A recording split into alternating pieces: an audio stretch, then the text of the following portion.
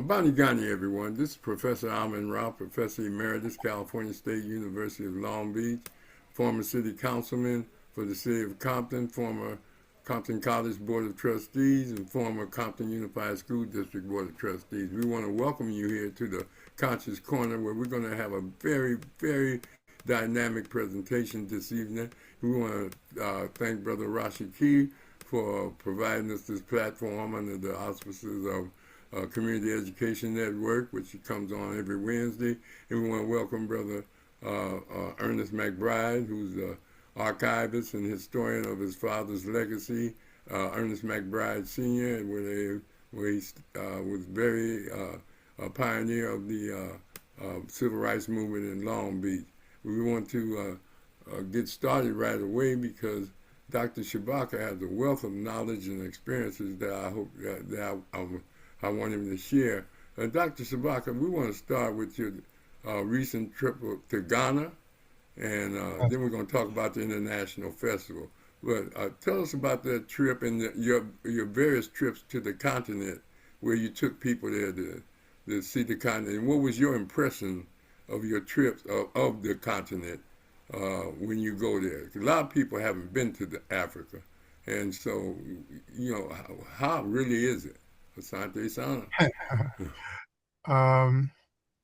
Appreciate your question, Professor Rahh. If I understand correctly, I started traveling to Africa in 1971. So, this is like 55 years. I started when I was 20. My cousin and her friends were going.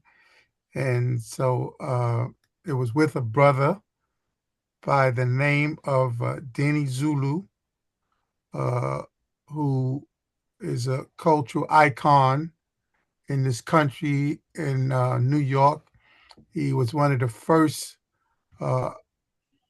African-centered brothers to set up a cultural center in New York, aimed at Mbuzi in Queens, and they are pretty much still functioning, but not as strong as him and his son had put together. And so that trip, I went to Nigeria, Ghana, Upper Volta, now Burkina Faso, and Togo. And it was a life-changing experience. In many ways, I wish I had, many times I wish I had lived in Africa for at least 6 months to a year, learned some languages and things like that. But after that trip, I hadn't gone for a while because the East Organization was doing trips that I joined also when I was like 19. We're doing trips to the Caribbean, where we had contacts with organizations and governments like Guyana, Grenada, Trinidad, Tobago.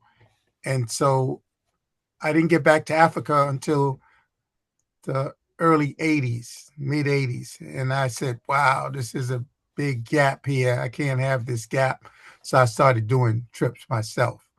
And so I've been doing trips since the 80s to Africa. So this trip was a very special trip because I went with 5 of my siblings, 2 of my sister-in-laws, and a host of nieces and nephews and a few friends, a couple of friends from LA, US organization, a sister Christine, brother Fred, and another brother. So most of the people, 25 of us, were family. And so we went to Ghana. It was a very, very nice trip. Ghana is one of my most important countries on the continent because it was the first one to get free under Nkrumah. And Nkrumah was a true Pan-Africanist and a true global Pan-Africanist and a soldier for African liberation. And in fact, it was from Nkrumah that the liberation movement in earnest started on the continent because he gave all the freedom fighters in Africa a base in Ghana, training, ideological and military training. And Ghana, after he was overthrown, had some setbacks, but it has re-emerged on the Pan-African stage, not as you might say strong, of course, when Nkrumah was there, but it's strong in the sense that it's stable. See, one of the things that the West has done is destabilize countries and create chaos.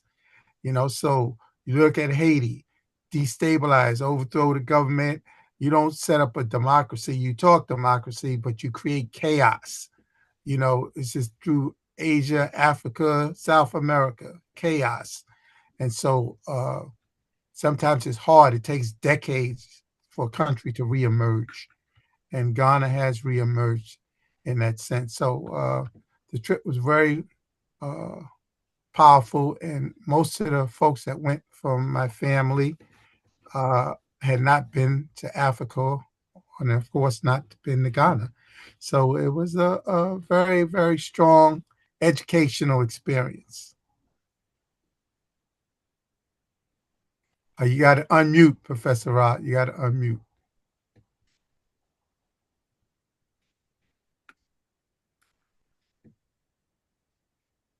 Again, let me start this again.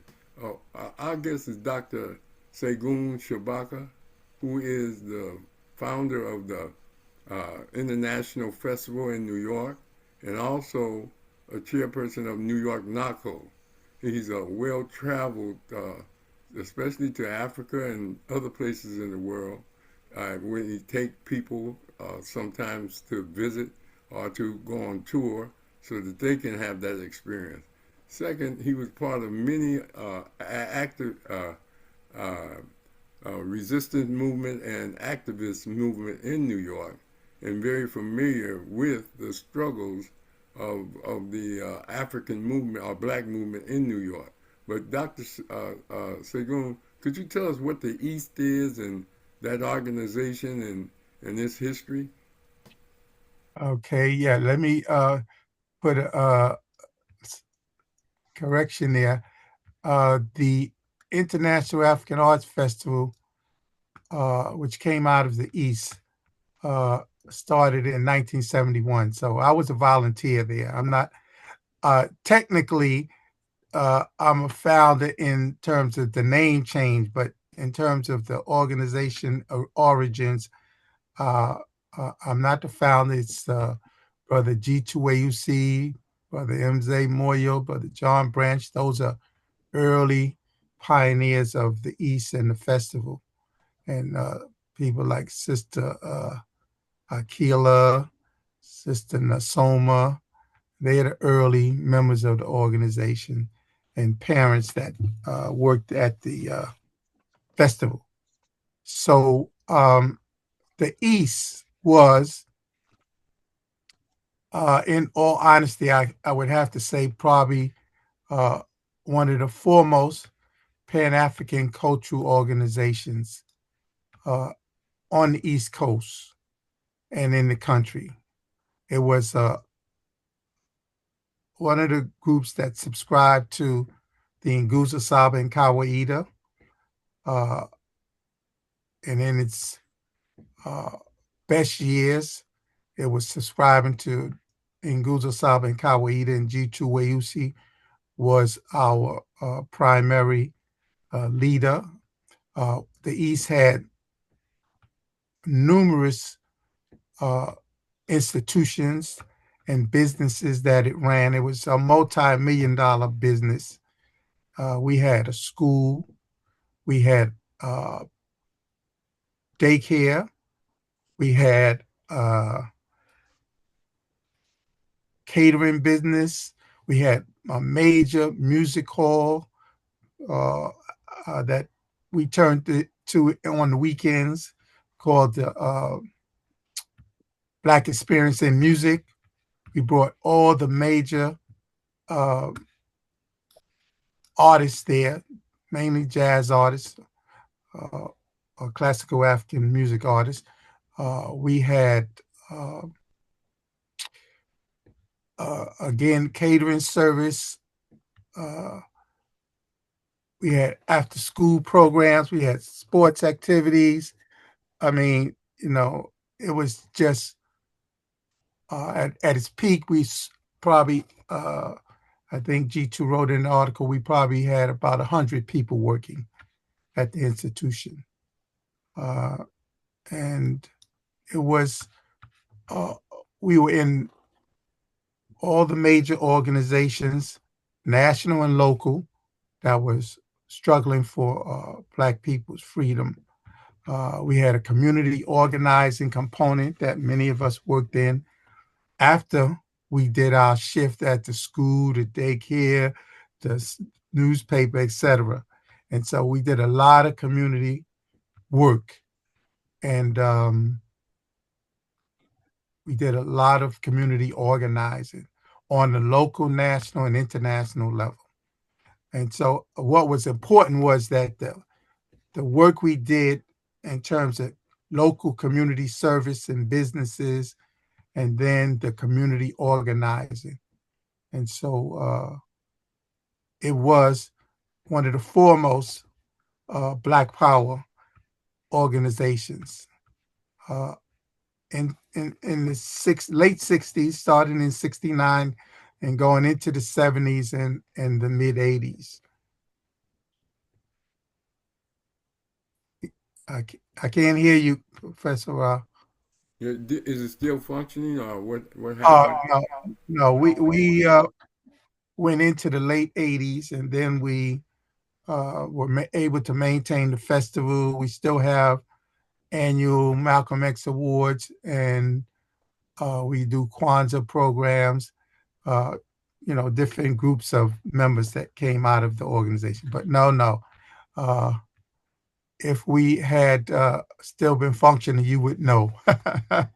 Yeah, you would know. Uh, but we were on the cutting edge of a lot then, in terms of independent Black education and newspapers, Black news. I was the last editor from 78 to about 85. And we weren't able, for various reasons, able to maintain the institution. Dr. Shabaka, could you also discuss some of the challenges? Well, let's go back. Tell us what the NACO stands for the National Association of Kawita Organizations. Tell us about that. Well, the National Association of Kawita Organizations was formed in about 1988 here in New York under the leadership of Dr. Maulana Karenga, our national chair. And we have a few chapters, and we follow, of course, the philosophy of Kawaida, and we do projects on the local level and national level. And we try to, again, educate and organize our community around the issues that affect Black people on the local, national, and international level. And so we are trying to rebuild the movement around the Nguzo Saba and Matian values and orientation. And we meet regularly, between our meetings locally and nationally, we probably meet 5 times a week. So we do a lot of meeting and a lot of community organizing when we have the opportunity. And we work with different groups, of course, in the local communities that we live in. And so it's a continuation of what many of us been doing for the last 50, 60 years almost. And, trying to create black, and spread the Nguza Saba and organize our community and empower our community.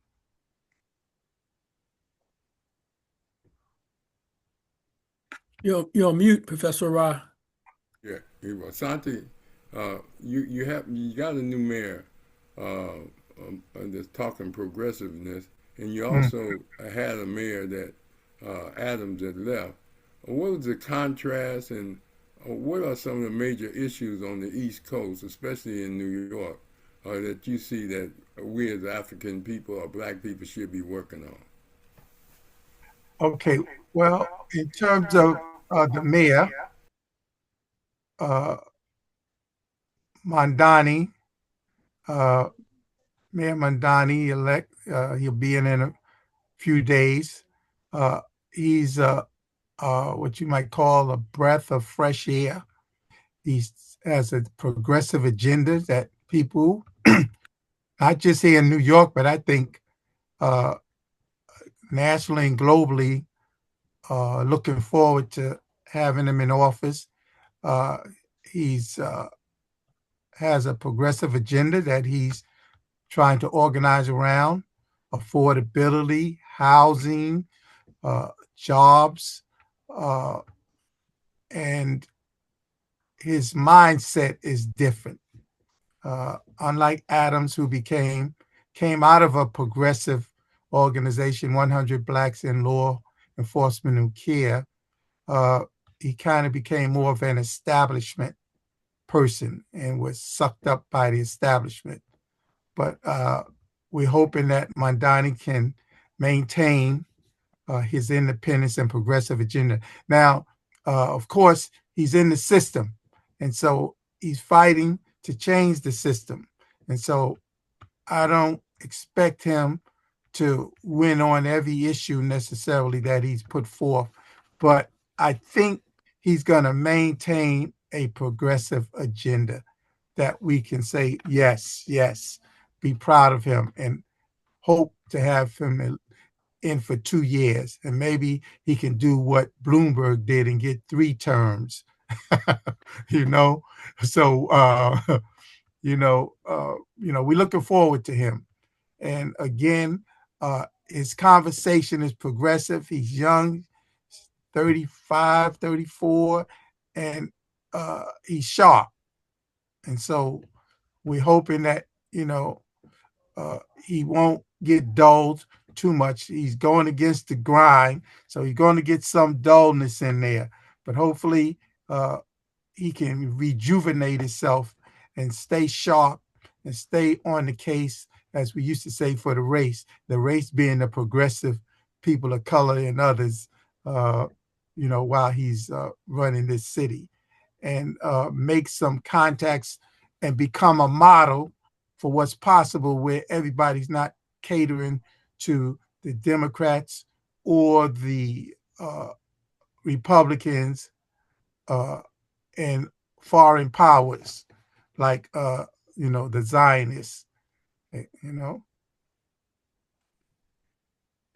Dr. Shabaka, when you think of Mandani, I know that I think he was.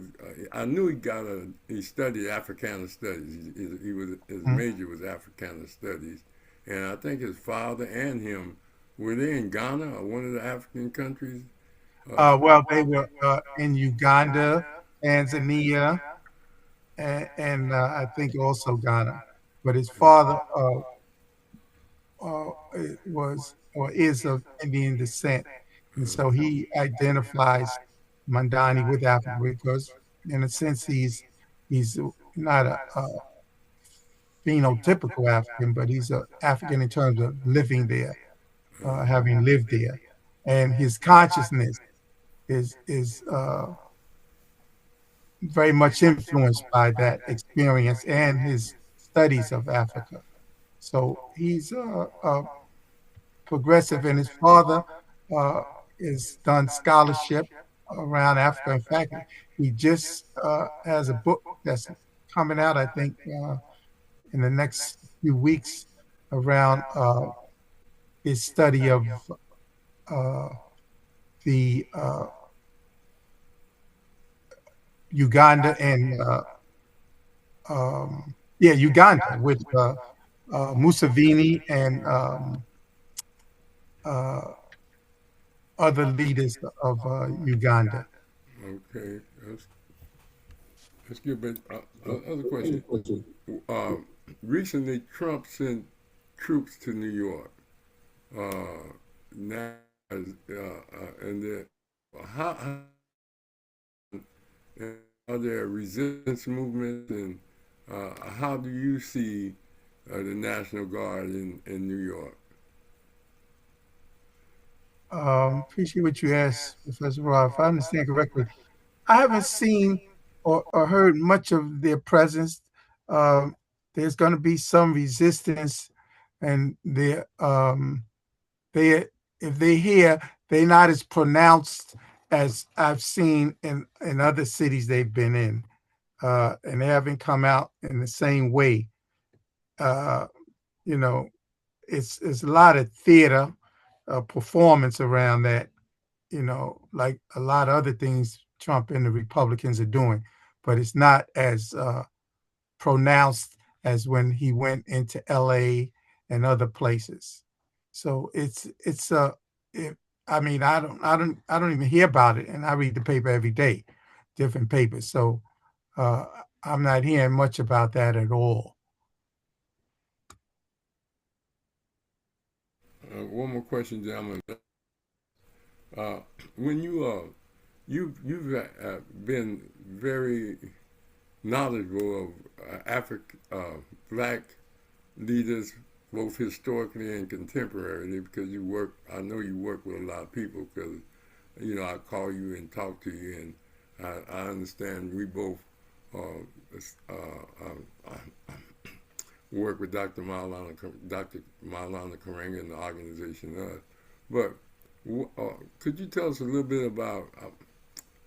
We lost two major personalities in the movement, Asada Shakur and Brother Jamil Hamid.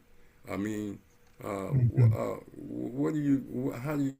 How do you see that loss, and what do you think about them when they were uh, models to emulate and um, people that contributed to the consciousness of us as a people?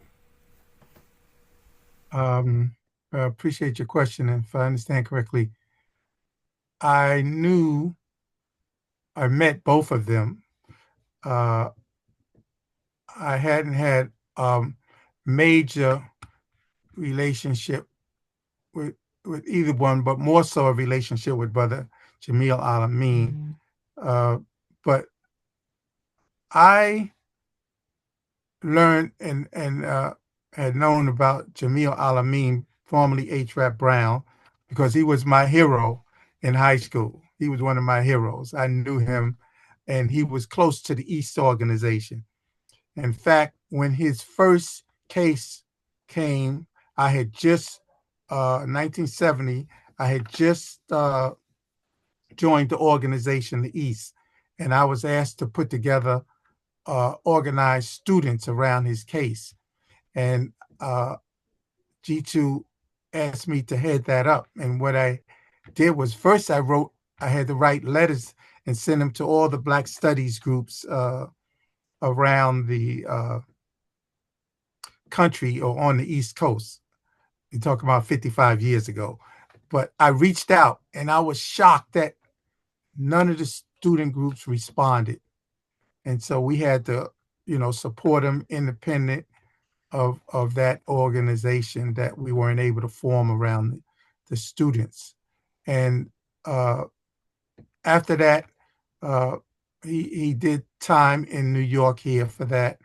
Uh, and then he moved to Atlanta. And then around that time, 78, 80, I was editor of Black News, and I was, you know, in contact with him, and I would go down to Atlanta and just hang out with him and talk. And he was distributing Black News too then, and so we had an ongoing relationship uh, uh, in the late 70s, early 80s, and I always had utmost respect for him. and I still love his early speeches. I mean, he became an Orthodox Muslim and very active in that community, and that's when I was in contact with him early uh, on in his tenure as an imam in that community, and always had utmost respect for him. And when his he had that this last case that he passed in prison over. He wasn't guilty of that, and so I was working with uh, his defense committee, his son. We did a fundraiser right in our small office at the festival. NACO does programs there, and we had a fundraiser for him, and we raised over $3,000 for his case. And I was trying to tell his team that we had to popularize uh, his case because the person that did it confessed. The evidence was weak, and uh, he should have uh, he should have been not only found guilty but exonerated from that. I think it was too much of a holistic approach to his case, not a popular mass organizing around his case. And so we've seen that done in many cases. And so we had to mount that kind of campaign, but uh, that's not how it transpired. So unfortunately, we lost him a month or so ago. But that was a good brother. And I still love his early speeches. I still love his early speeches, you know. Um, with Sister Sada Shakur, um, she was a member of the Black Liberation Army. And as a teacher at Uhuru Sasa, I went to her first trial, her trial, in which she was convicted. And interestingly enough, uh, when she was liberated, I think it was like in October, November, uh, from I think it was Clinton Prison in Jersey. At Kwanzaa, we were scheduled to do a Kwanzaa program at that prison, and we did. But she was gone. We was happy she was gone, but I was looking forward to seeing her again. But she was gone. She'd been liberated, so we was whispering in there with the sisters about wow. So, but I had first been to a trial, and then there was a sister that wanted came to Black News while I was editor because we had a printing service and a publishing service, and we would let people use our typesetting service to do books and flyers, whatever, if we didn't do them. And so Sister BB Angola came and asked me to uh, help her with Asada's book. And so well, let me say this first. When she was liberated, I received three statements, uh, one from the BLA, another from uh, the a Black Front. I can't remember offhand, and so and one other statement from Asada herself. There was a statement that she had written around Black solidarity, I think prior to her freedom. So it was all well planned out. And I published it within a few days of her liberation. I published it with a photo of her on Black News. Of course, that caused me to be on the, I believe that was what caused me to be under surveillance and my phone being tapped for 2 years by the FBI Joint Terrorist Task Force. And I didn't know that, of course. They don't tell you too late. They probably untap your phone, supposedly untap. But so that's the early 70s. And also, there was a raid carried out based on an agent they had put uh, on that project around her book. And this agent was coming to the office with BB, undercover informant, I would say, because they got him out of prison. And he was telling them that Asada was in the armory and they were going to raid the armory. And instead, this is interesting. There was a sister that was part of the organization that actually lived in Guyana and was visiting because she had moved to California, and her name was Shakuru. She's still with us, but she's having some health issues. And so she was in my office and she was talking about getting together with her friends. And they thought somehow he was telling, or they thought this agent was telling, informant was telling them that Asada was here, and they tapped the phones, not just in the armory, because I got a call from Tupac's mother, Afeni Shakur, that they're going to raid the armory. And I'm like, we're going to raid the armory? She said, if you got anything in there you want to get out, get it out because they're going to raid the armory. I said, well, nothing in here. I was in a class, so I went back to my class. And lo and behold, based on that conversation that happened after my class with Shakuru, they she was planning on meeting at someone's house, a friend up in Harlem, and they raided that house. And it was a big scandal because, of course, Asada wasn't there. And so I'm sure that sister Ibun got big bucks. I wanted to sue. I wanted to sue also. But, that's the kind of people they use, though. It's a lesson in that. That's the kind of people they use to bring them information. This slimy Negro, and he was telling them Asada's in the army, that she's having sex in the army. She's in actually she's in the dojo that I set up with my teacher next to the Black News office. And so it was cold-blooded. So after that, I had went to Cuba and actually met her in person. So she was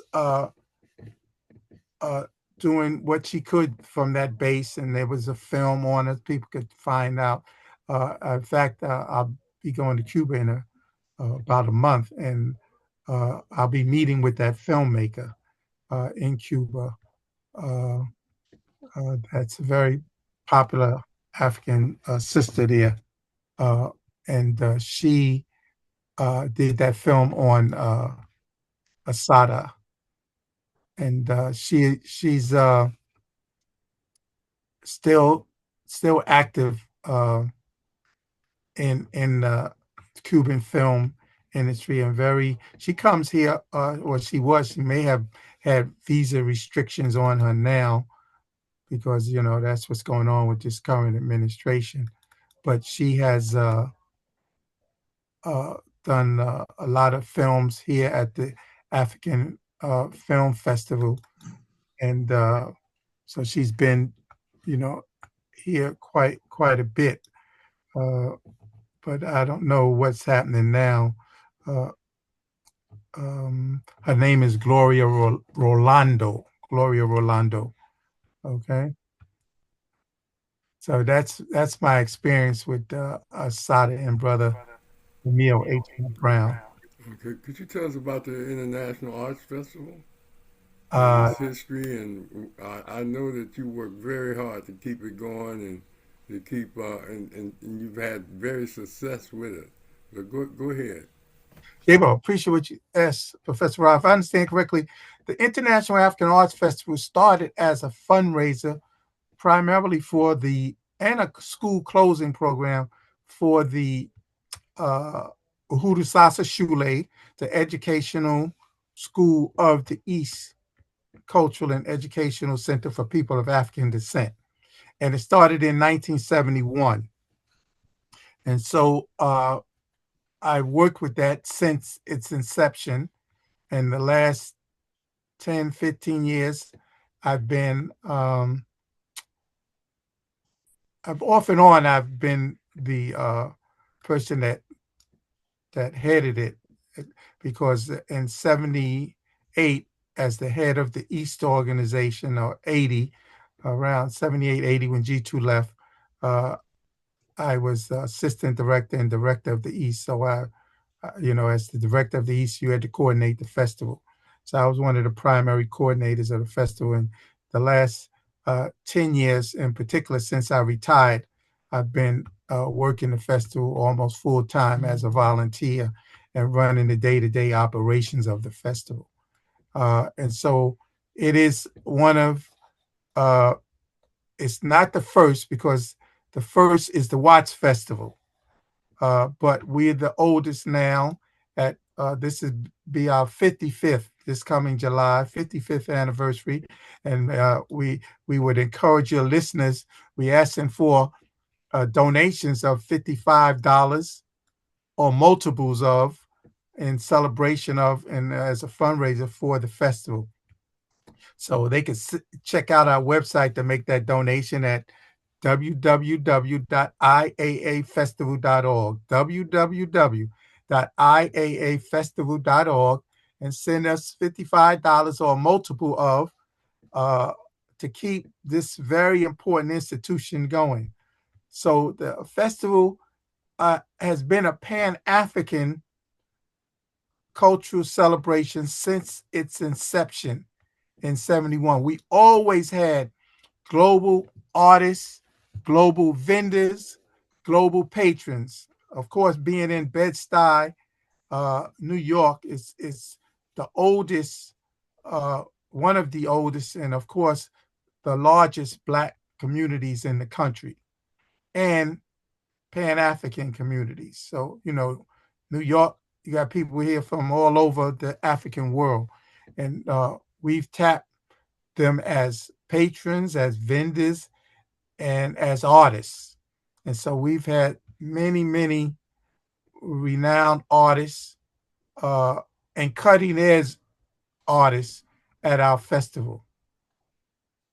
So Asante for putting that up, Professor Rahh. Yeah, Giving Tuesday. You can give this Tuesday, any Tuesday.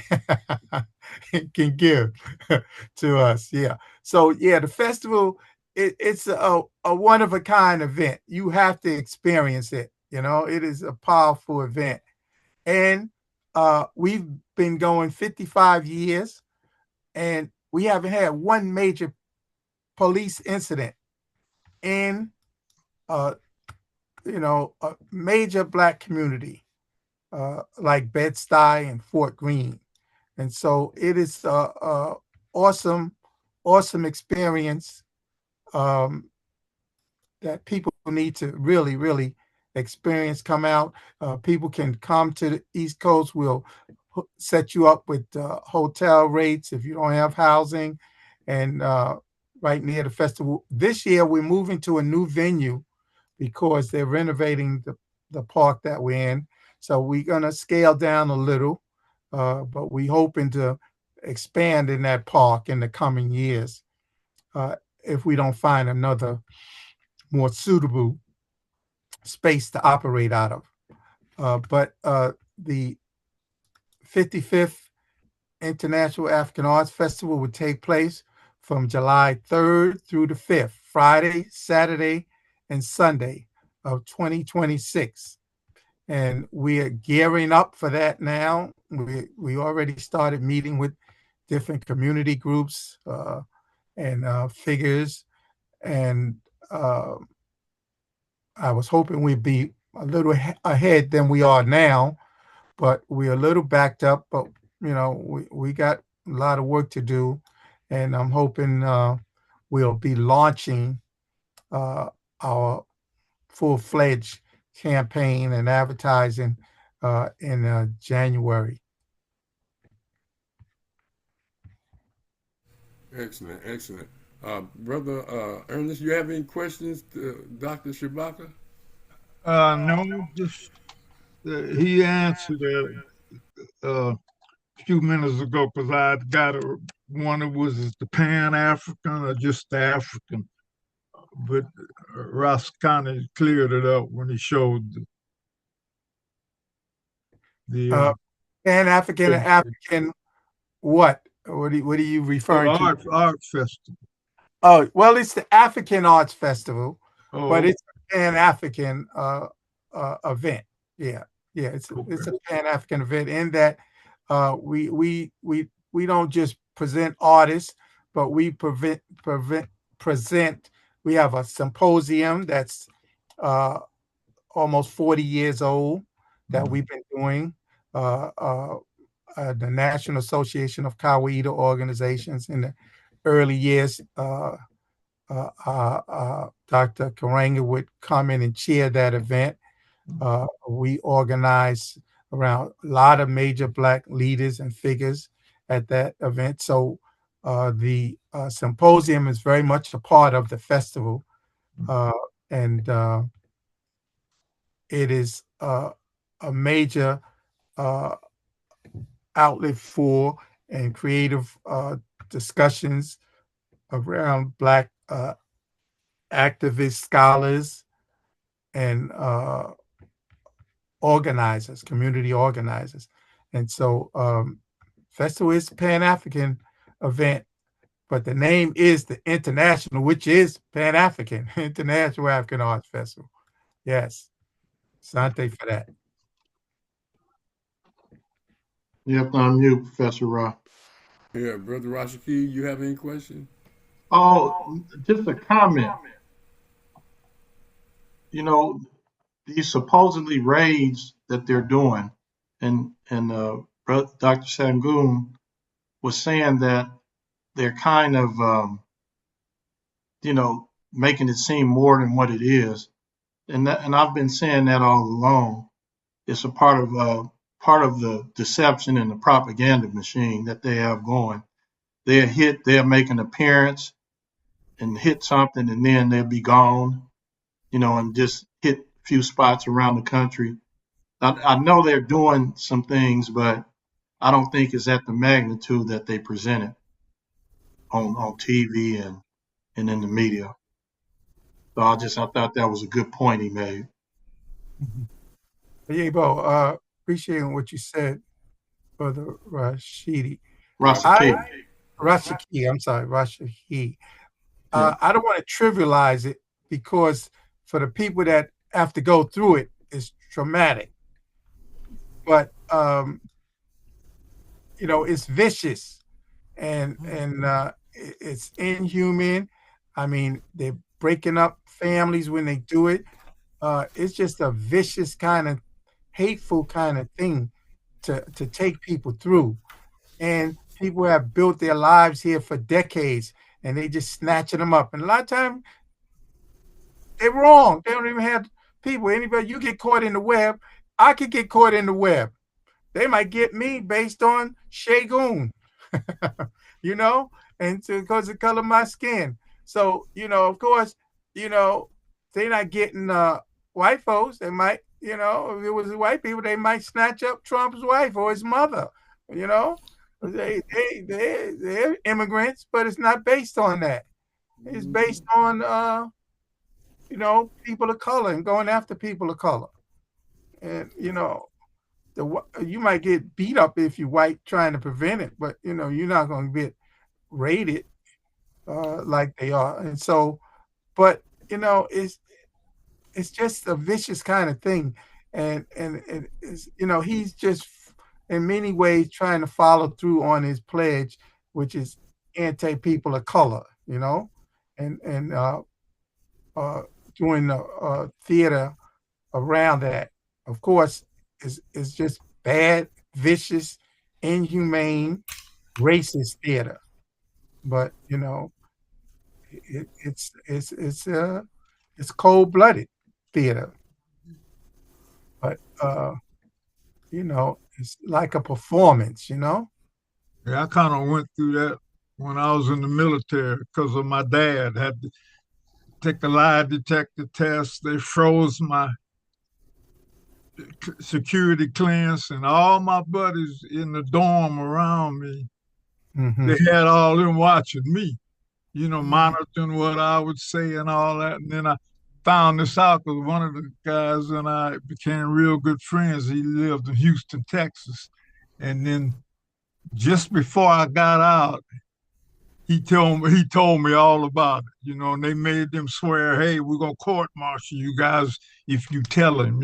So I know what you're saying about that raiding. And my dad used to have NAACP meetings, and police was always snooping around the house, and he would always invite them in so they didn't have to raid it, because he'd say, well, come on in, you can hear better in here than you can out there. So Yeah. it's a mess. Yeah. Yeah, I appreciate what you said, if I understand quickly. And that's happening right now with some of these raids. They're snatching up people that have been in the military, Yeah. And They talked to everybody that I knew when I came home on leave, got out. People would come up to me and say, man, the FBI came talking about wanting to know all about you and your family, So we went through that crap, wasting taxpayers' money. Hey, Dr. Shabaka, you was going to make a point? Yeah, I was just saying that, it's happening today. Part of these raids is snatching up people from the military. A lot of brothers and sisters, Latinos, they join the military, to move towards citizenship. Yeah. And, it's not saving some of them. One bad interaction, and they going after them. And so again, it's a vicious kind of thing, and it's mainly against people of color, of course.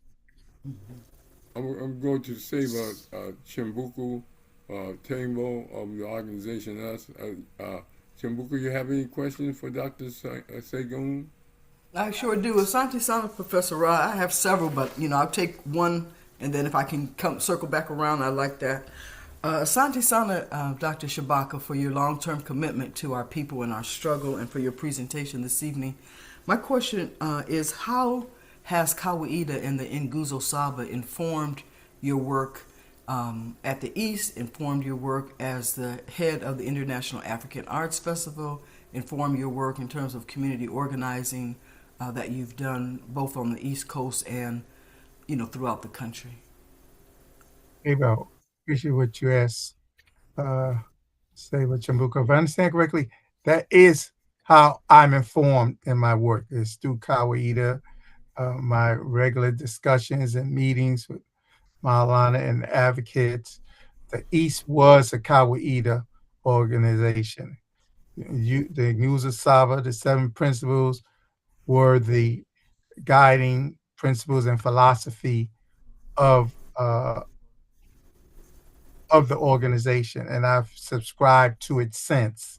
And so it guides and inspires me to stay in this struggle, even though I've seen so many people abandon the struggle for various, many times bogus reasons. And so Kawaida, and if you look at, I talked about the East as a Black Power organization, Kawaida, Maulana's work, and the NACO projects is probably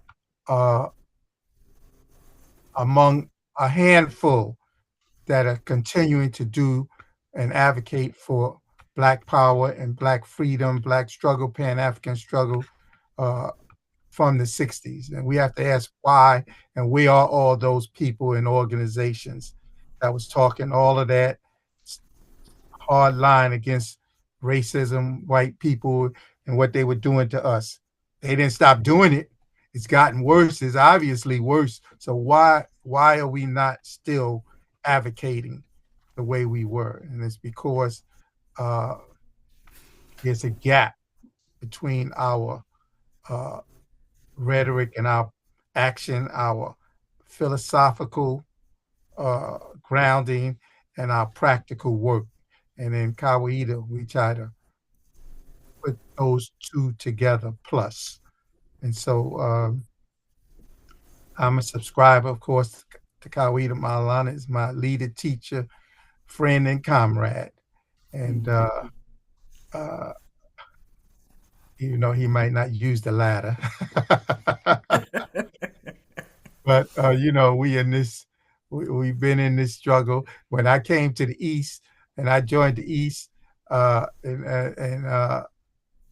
became, I guess, a full-time worker.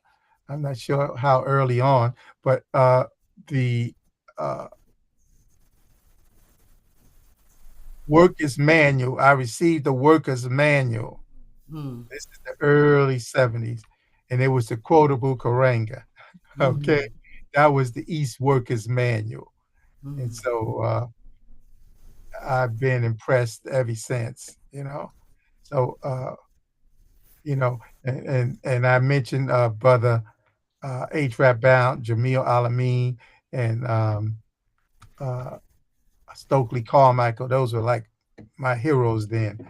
Then I came into Kawida, and Maulana and Kawida is my hero now.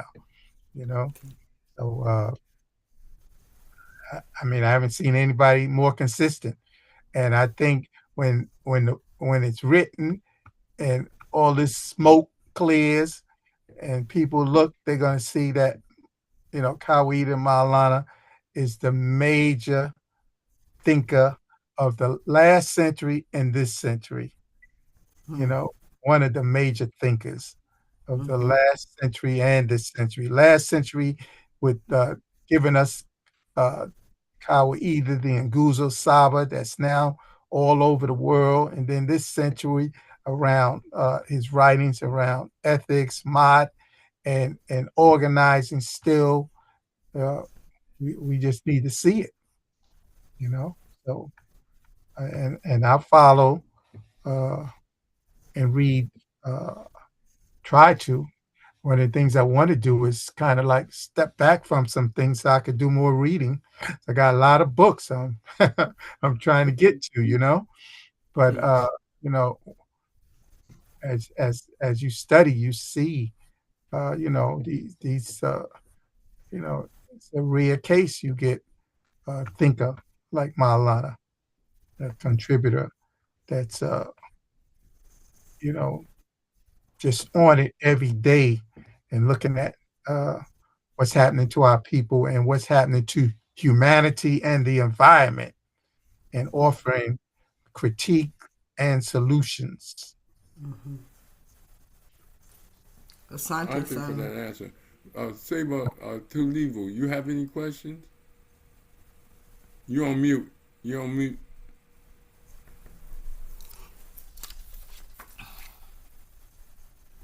Asante Sana, Professor Rahh. Appreciating what you asked, Professor Rahh, if I understand you correctly. I wanted to say first, Asante Sana, to the excellent moderation you're doing of tonight's discussion, Professor Rahh. Didn't have a question, but wanted to make sure I bring greetings of solidarity and continued struggle from my chairman, Seba Dr. Maulana Karanga, and the organization US. We wanted to make sure that I gave the greetings to you, Professor Rahh, and to everyone on the panel tonight. Excellent panel, excellent continuation of what took place last week, and having Dr. Karanga on discussing Kwanzaa and Santa your contribution this evening, Dr. Shabaka. Sante, Professor Rahh. Sante to you, Tulivu. I just want to say this. I'm a student of Kawida. And what it is the best of African thought and practices and sensibilities from that standpoint. And it's a transformative philosophy, because when I was in the early 70s, 60s, and 70s, I just thought not liking white people was black, and that was it. But Maulana taught me the real aspect of black is loving your people and looking for their excellence and the best of them. And when he draws from the best of African thought, he draws from all our leaders that have contributed to our liberation. In other words, the best of African thought and practices mean that you would take what the best of Malcolm, not the bad of Malcolm, when he was red in Detroit, but when he transformed himself into an organizer and a one for black liberation. The same thing he borrows from Marcus Garvey. He borrows from Fannie Lou Hamer. He takes from the best of Fannie Lou Hamer, the best of all our leaders. It could be John Lewis, the best of African and black people behavior and contribution. Second, he says that we must see ourselves as sacred as black people.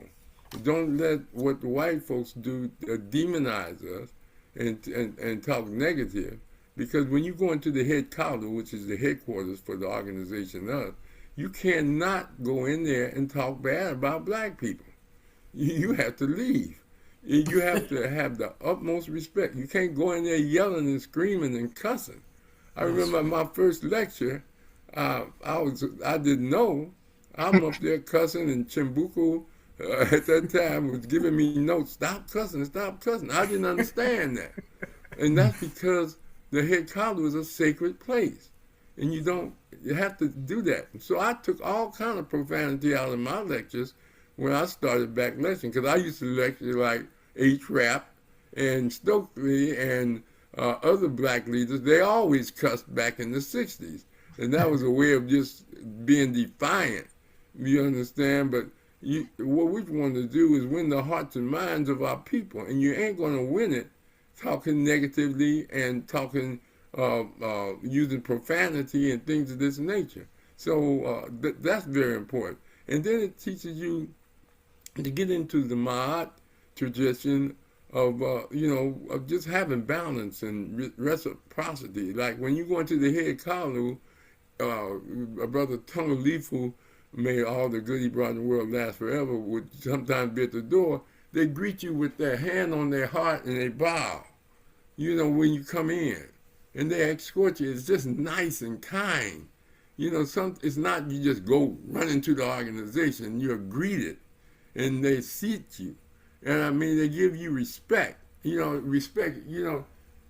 It's just a beautiful setting, and pictures and artifacts of our culture all around the center, and things of this nature. So it transformed me personally. I mean, I feel being a better person following the Kawaida philosophy, because it embraces the righteousness of us, of the people, see ourselves as sacred, and look for the best of African thought and practices and sensibilities. And that's beautiful. And then Nguzo Saba, 7 principles. How many people have principles that they live by? Well, we got these principles are so profound. Umoja, unity. Unity with yourself, unity with your family, unity with the community, and unity with the nation. It's hard to build unity. It takes a whole lot of patience. And patience that means you love somebody when you're patient with them and you understanding with them. And you can't find a person that loved the people more than Dr. Karenga at that time. And the members of the organization follow that teachings. Myself, Dr. Shabaka, and the Sebas and the Sabatis, because we see ourselves as a sacred people, and we see each other as sacred, and we have the most honor. We see all black people that way, no matter what they're going through and their challenges, and that's the beauty of Kawaida philosophy. The problem is that the system, and I'll get back to Dr. Shabaka, I don't mean to take over his presentation. The system have did so much to sabotage our thinkers. What they did with Garvey, they deported him, and things of this nature, and they assassinated Martin Luther King. They assassinated James Meredith. They assassinated all our excellent leaders, and they demonized them, and they make you not follow them and not listen. But that's who you should listen to. Whenever the white man tell you don't listen to him, you need to listen to him.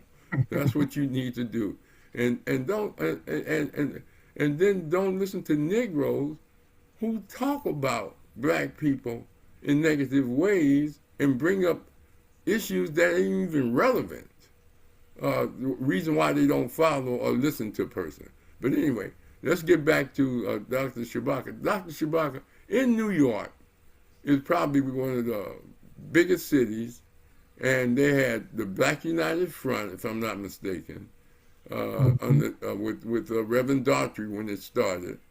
And then you had Chokwe Lumumba out there. Tell us a little bit about those movements in New York and what you experienced with the various organizations that came up out of the East Coast. Okay, well, the Black United Front, we were a founding member, the East. And G2 was, I think his title was Chief of Operations. And so that started as a small local group around police brutality. It started with the murder of Randolph Evans by Robert Torsney, a cop. There was a 12, 13-year-old, 14-year-old kid at most that asked Torsney, did you just come from, I think, 7B, his apartment? And Torsney pulled his gun out and said, D right, damn right, shot him point blank in the head. And then there was the attack in Crown Heights on Miller, and the Jewish community attack on another young brother. I can't think of his name. And so those galvanized the Black community, and we started the Black United Front. I never forget, because they had something at the museum recently where they had mentioned that time period. And I was looking at some of the PR, and I did most of that PR at Black News. We did the flyers, the Miller poster, all of those things. And so the Black United Front started, and we had a rally that was key also. And when they shot, when Torsney, the police officer, shot Randolph Evans, I organized a rally in his development. This is like probably the mid to late 70s. And we had the police officers, the Black police, and they were challenged by a brother named Hamza Al-Hafiz, who was part of the Afro-American police officers. And later on, the newspaper, Gabe Pressman, who was a popular news person, he used that rally to spark a debate between the PBA, the Police Benevolence Association, and the Black police officers. And that became a big issue, whether the Black police were going to break away.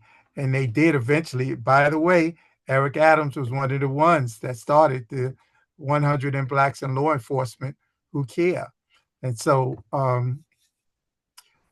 the front on the New York level started around those issues.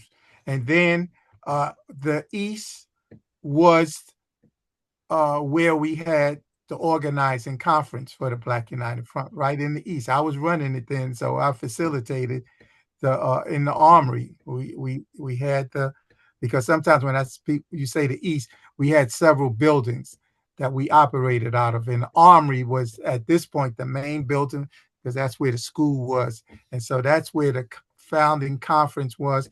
And then we had also meetings, regular meetings at the church every week. We'd have meetings at the church. And then later on, we formed the National Black United Front. That conference was held at the Armory also. So the East and the Black United Front was active. And one of the early projects that we worked on was a boycott of for about a year or two. We boycotted downtown, particularly we targeted Macy's. And so every week or every day, I can't remember now, you know, about 40 something years ago, but every day we were out there boycotted and picketing until they gave in and they donated to different institutions. We now, still today, you have the Randolph Evans Scholarship Fund. So those were struggles that were hard won.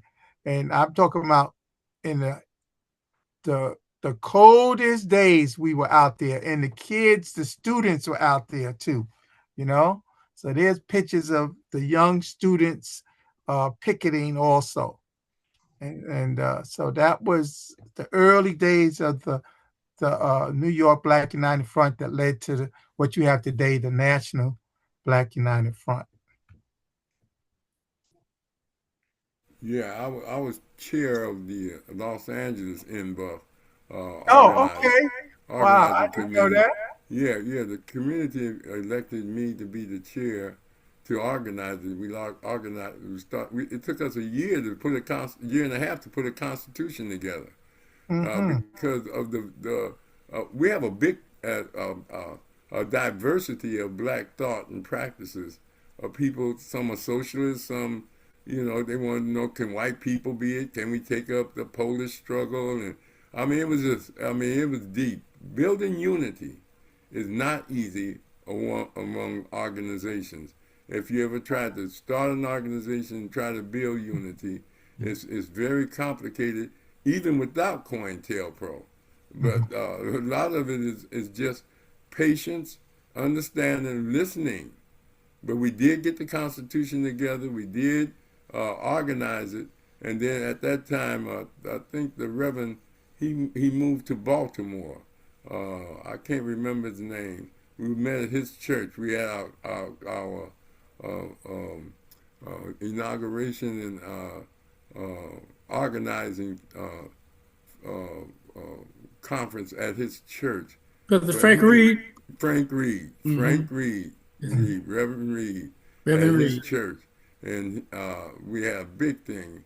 And then, you know, the European and COINTELPRO just got into it, and it just sort of dissipated to a little bit. But still, it was a beautiful experience going through that.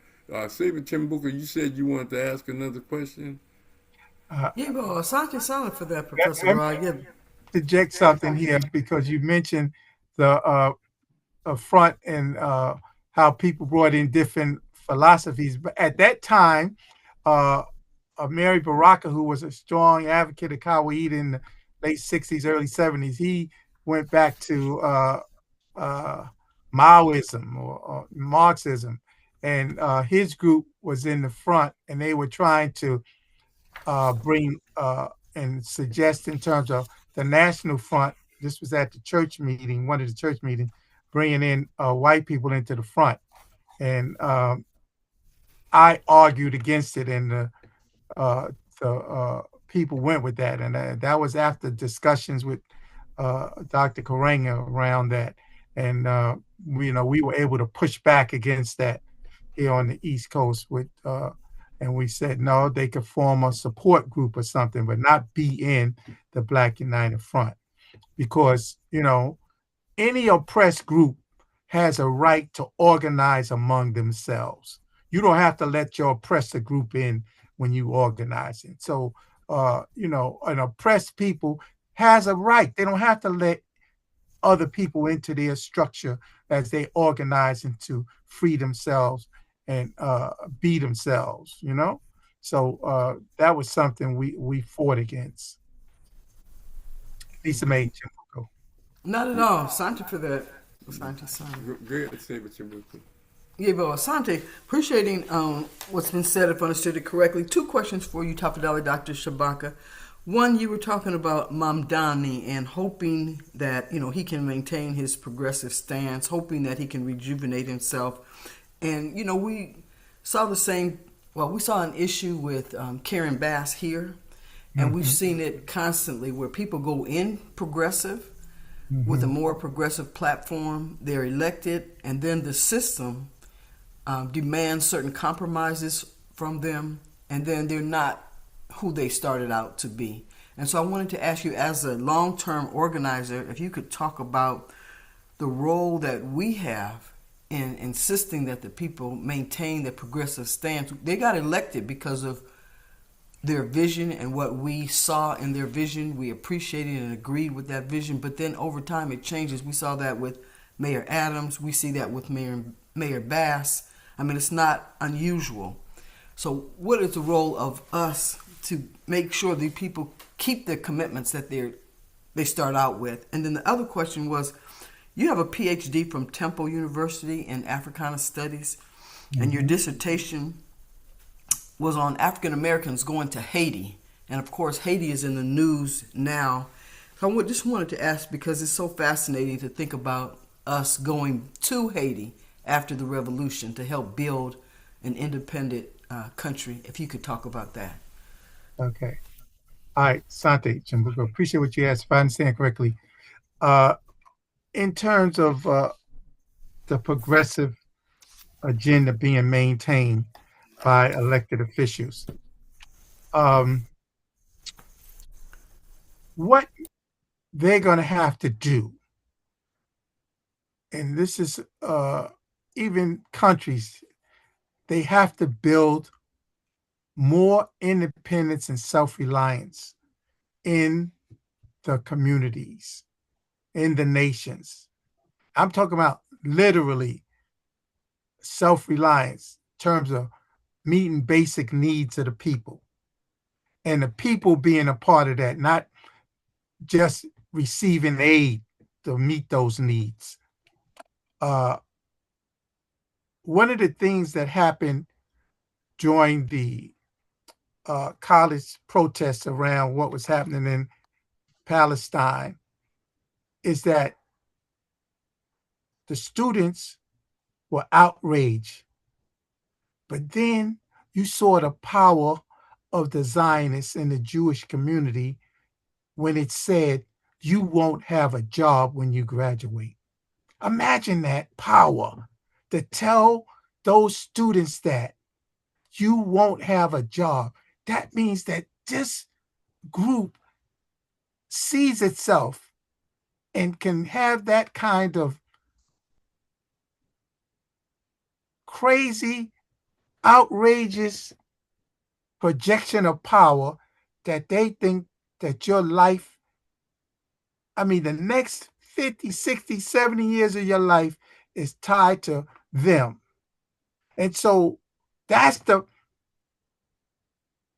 power dissertation or breakup that we should be looking at. How do you put that power in the people's hand that they can depend on themselves, not just now, but in the future? So one of the things elected officials are going to have to do is that they're going to have to empower those communities and not just make them, just bring service to them.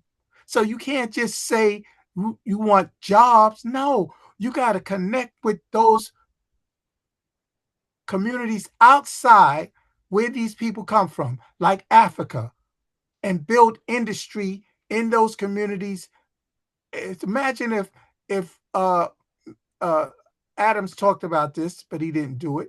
He went to Africa. Imagine if Mandani is able to make connections with Africa and the Caribbean around industry, around clothing, food, co-ops, Chimbuko, not private industry, co-ops, and build up those communities connecting with those international communities that these people, that we come from. You see, then you're really empowering them because they're becoming more self-reliant. And you put the cultural dynamic to that and the cultural political understanding about what you're doing to that. See, most of these elected officials, and you got to give credit to the Democratic Socialists, They have a philosophy that says they want to empower politically and economically the workers. Most Black elected officials not working on those principles. They got good ideas, but they don't have a philosophical base that they're working from. Imagine if their philosophical base was the Ongoza Saba and being guided by that. See, so that's one of the problematics of the Black elected officials. So they go in there meaning well, but then the system gets them in its clutches, and they don't have a real power base that they're talking from, that they're working from. A protest base and a organizing machine maybe to get them elected, but then you in the clutches of the machine, and now you got to meet people's needs. You got to meet with workers and all of these different entities that are in government. And so we have to dissect this, and we need professional people that are in these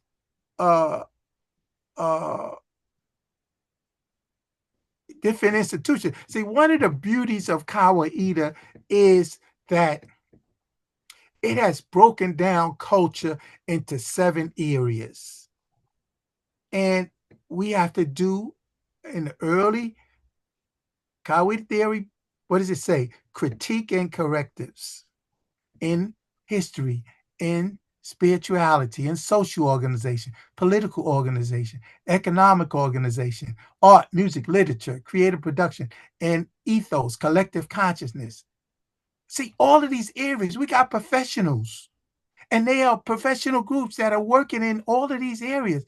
But do we use them as a community, and are they structured to bring the kind of organization we need now, especially now, to our community? And so those are the kind of areas that the Black elected official should be working in, because they're dealing with the religious community. They're dealing with the historical and educational, social organization, political organization, economic. So we gotta really bring structure to these different institutions. Now, who does these elected officials consult when they in these different challenges? That's another thing. See, what's the name got?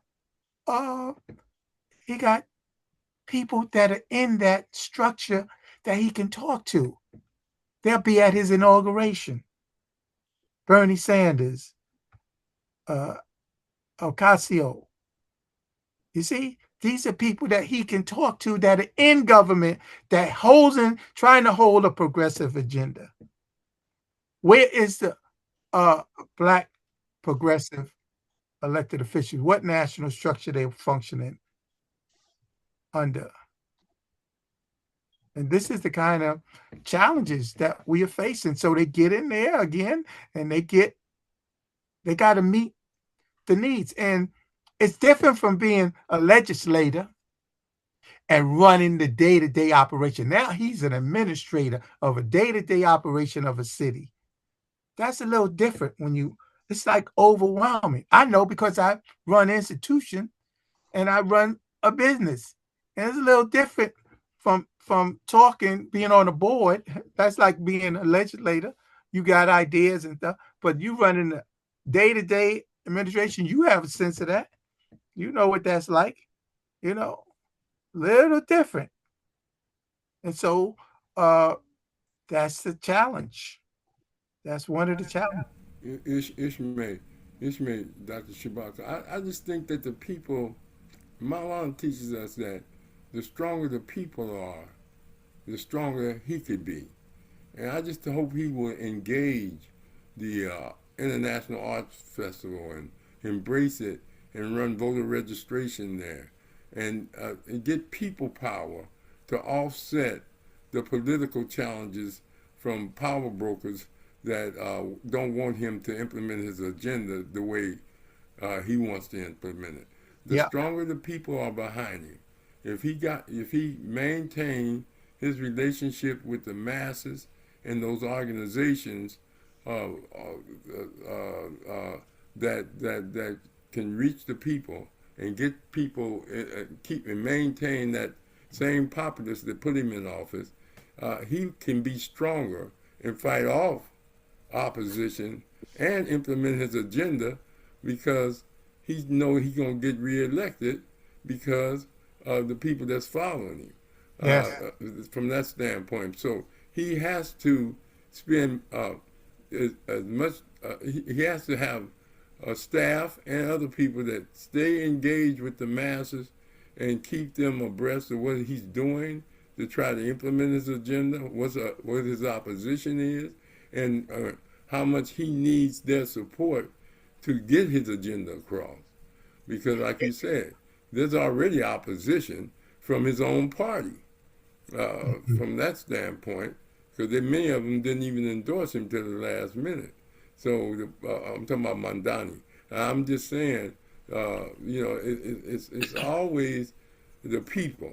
The people, if they can start registering their kids out of them high schools that's 18 and start organizing the child care centers and getting them to think politically.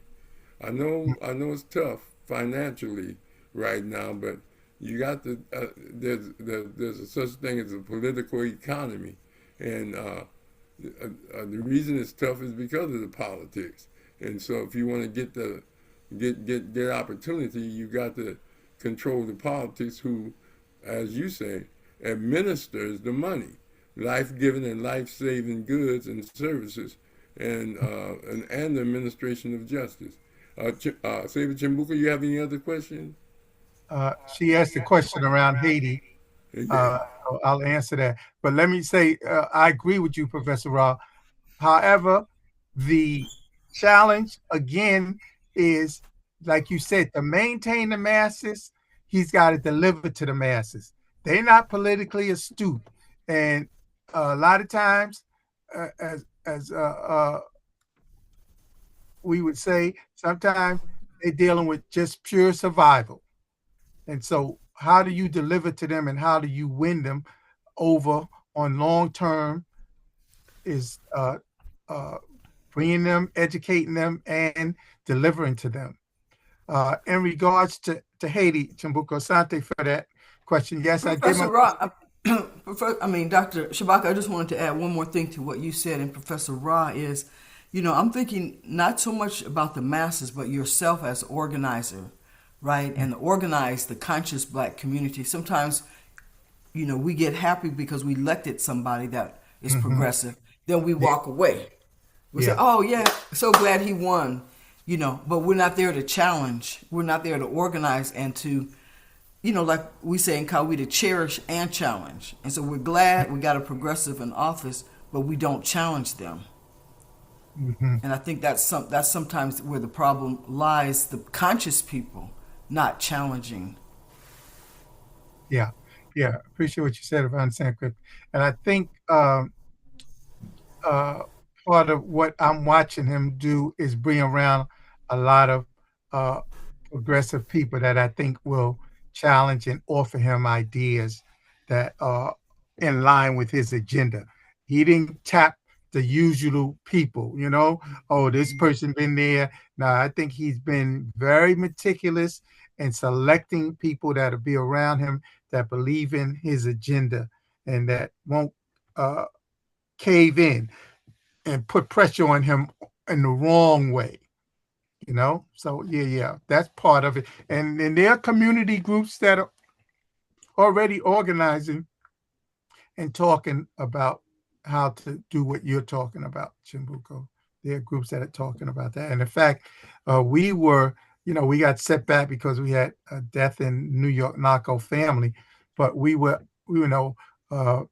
went to a rally about a month before the election, helped pulled together by some progressive Blacks here. And, I'm trying to reconnect with them so that we can continue to talk about these things and stay engaged, And so we were supposed to have a forum on what you're talking about. But then, I traveled and then we had the setback. So, that's part of our agenda for early part of 2026 to get re-engaged in that. So in terms of my dissertation, yes, I did my dissertation on the 1824 to 1825, 8 months, not the whole year, 8 months period in which 6 to 13,000 Black people from this country went to Haiti at the invitation of the Haitian government. Boyer was in power then, but Dessalines, it was an idea from Dessalines that went through until Boyer came to power. And just to give you some numbers here, the American Colonization Society was established in 1820 using the ideas from one other major Black thinker, Paul Cuffey, who established shipbuilding and went to Africa and went to the Caribbean, and some of his people went to Haiti, even Prince Saunders. And so the American Colonization Society was set up to get rid of Blacks, to actually literally, they was fearful with the Haitian Revolution and other Black rebellions that Black people could not stay here if they were not enslaved Africans. So they started a project in 1820, and it went to 1900, 80 years, and they were only able to deport, like they're doing today, a little over 15, between 15 and 16,000 Black people. So do the comparison. 8 months, 6 to 13,000, and it needs to be further study on this, because you got to go into Haitian archives if they're still salvageable, because I went to Haiti once. I did a few trips to Dominican Republic, which is where you still have that community, the American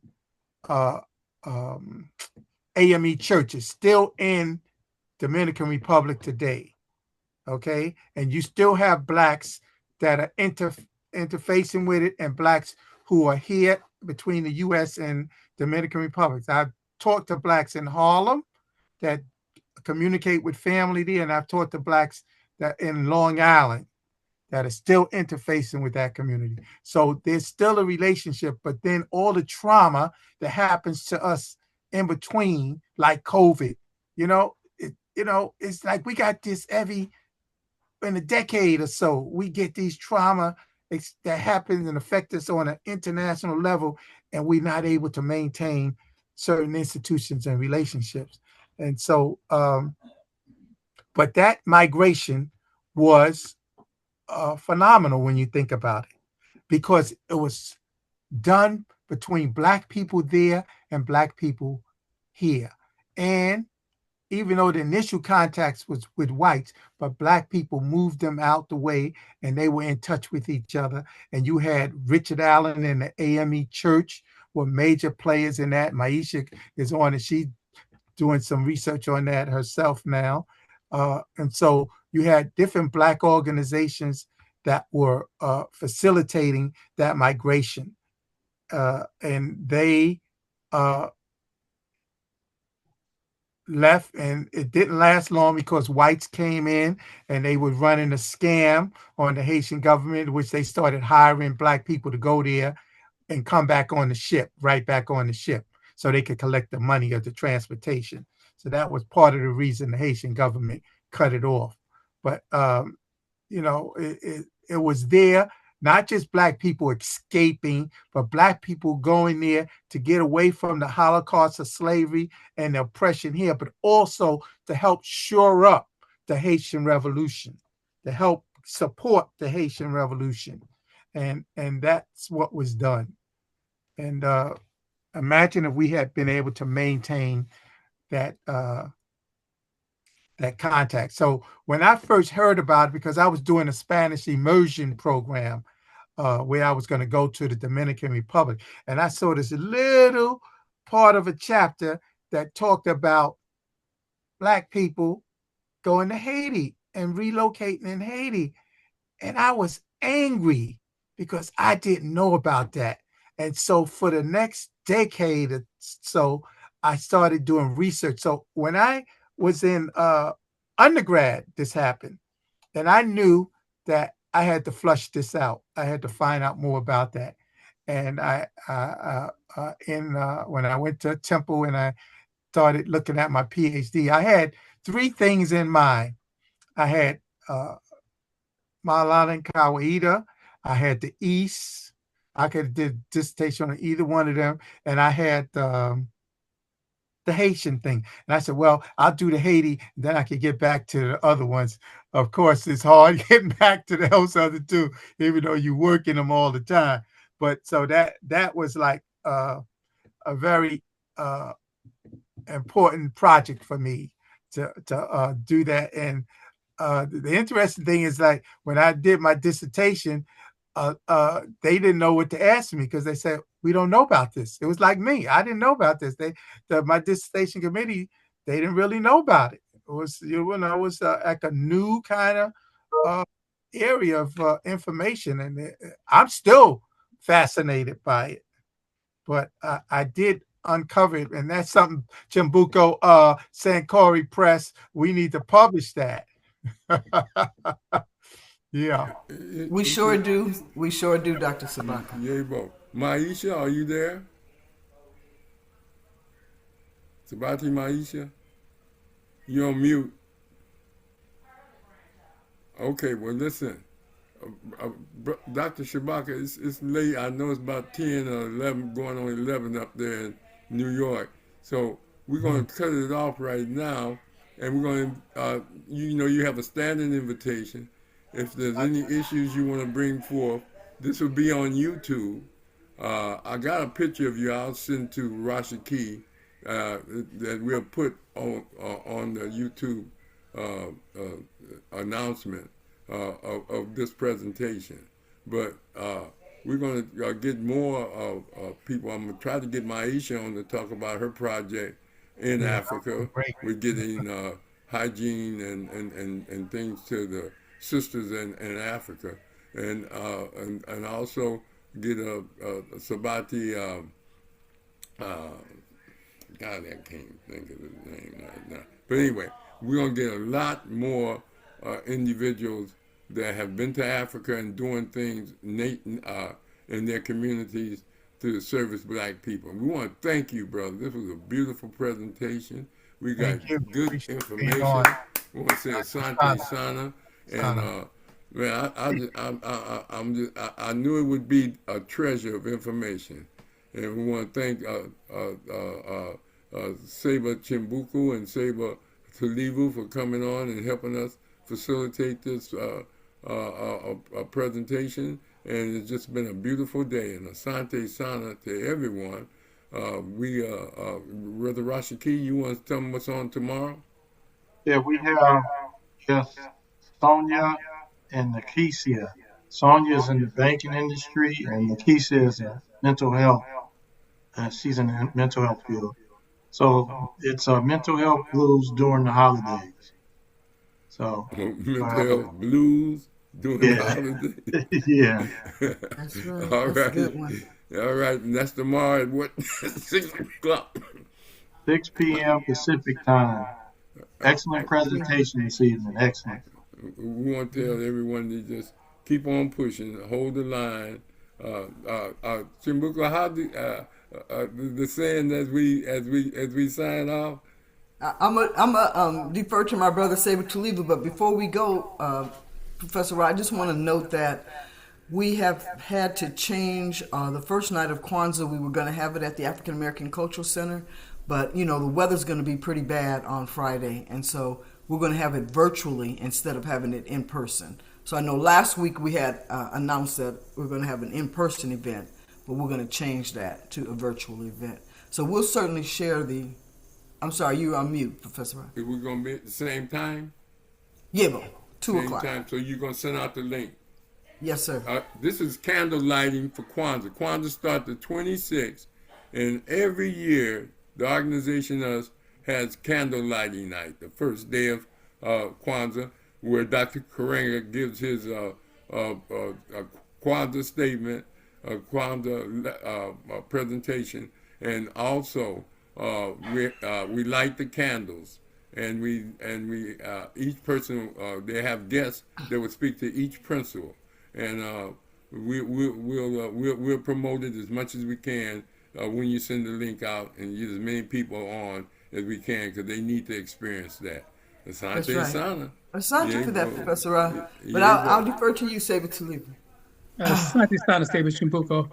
Appreciating what you said, if I understand you correctly, Seba Chimbuko, and your excellent moderation this evening. As always, Professor Rahh, I want to asante to you and your staff, the technicians, particularly Brother Rashaki, excellent technical support, and again, for your excellent history of the festival in New York, International African Arts Festival, Professor Shabaka, and also for you being on the line with us as well, Brother McBride, and for Maisha, who is working on a project, but she's on the line as well. So on behalf of our chairman, Seba Dr. Maulana Karenga, we want to say Asante Sana to everyone. I ask you to look forward to the email that announces our Kwanzaa celebration that Seba Chimbuko mentioned earlier. And for all of you, we wish you continue. We close out at our forum by saying 3 Harambe. Harambe is a card that means let us all pull together. So I'll pull down 3 times, and then we'll close out with strength on the final one. I think Professor Rob was asking you for the Seba Maulana's continue to struggle. Oh yes, yes. Yes, sir. That was appreciate what you asked, what you said, Seba Chimbuko, for the Sandra correctly. At our forums, Dr. Karenga always has us close out with sayings of struggle, with resistance, and moving forward for our people always. And that call is continue to struggle, keep the faith, and hold the line. One more time, continue to struggle, keep the faith, and hold the line. Hold the line. Asante. Asante Sana. Put out 3 strong times. Ja, Lee, 2. Harambe. Harambe. Harambe. Asante Sana to everyone, and y'all have a good night. I got business in the morning, Chimbuko. I